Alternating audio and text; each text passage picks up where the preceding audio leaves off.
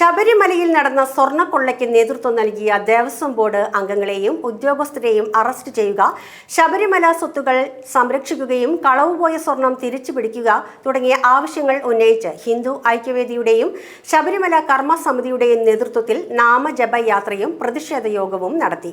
ഇരിങ്ങാലക്കുടയിൽ സംഘടിപ്പിച്ച പൊതുയോഗം ഹിന്ദു ഐക്യവേദി സംസ്ഥാന സെക്രട്ടറി മധുസൂദനൻ ഉദ്ഘാടനം ചെയ്തു.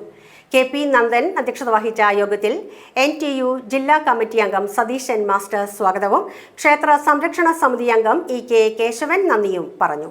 കൂടൽമാണിക്യം ക്ഷേത്രനടയിൽ നിന്നും ആരംഭിച്ച നാമജപ യാത്രയ്ക്ക് ജില്ലാ secretary Rajeev Chathampally, taluk vice president Rajesh KR, secretary Satheesh Kompath, Lal Kuzhuppilly, VHP ജില്ലാ പ്രസിഡന്റ് രാജൻ എന്നിവർ നേതൃത്വം നൽകി.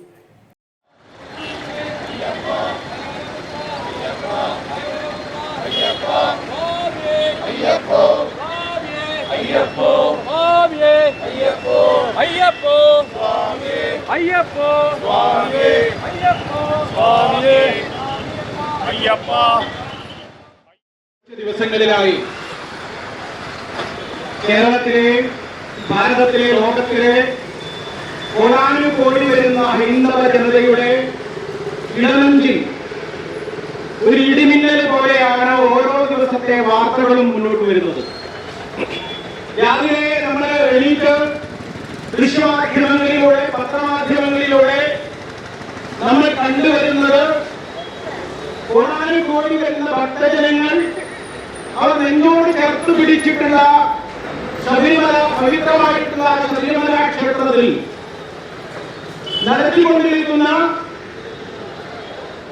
നമുക്ക് സ്വപ്നത്തിൽ പോലും വിചാരിക്കാൻ പറ്റാത്ത തരത്തിലുള്ള ഒരു കള്ളന്മാരുടെ ഒരു കൂട്ടം ശബരിമല ഭരിക്കുന്ന ഒരു കാഴ്ചയാണ് നമ്മൾ ഓരോ ദിവസവും കണ്ടുവരുന്നത്.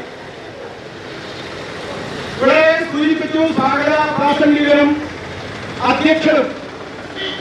അത് ശബരിമലയിൽ മാത്രമല്ല, കേരളത്തിലെ എല്ലാ ദേവസ്വം ബോർഡുകളിലെ ക്ഷേത്രങ്ങളിൽ ഇത് വളരെ വ്യാപകമായ രീതിയിൽ നടന്നുകൊണ്ടിരിക്കുന്ന സങ്കടകരമായ ഒരു അവസ്ഥ കേരളത്തിൽ നടന്നുകൊണ്ടിരിക്കുകയാണ്.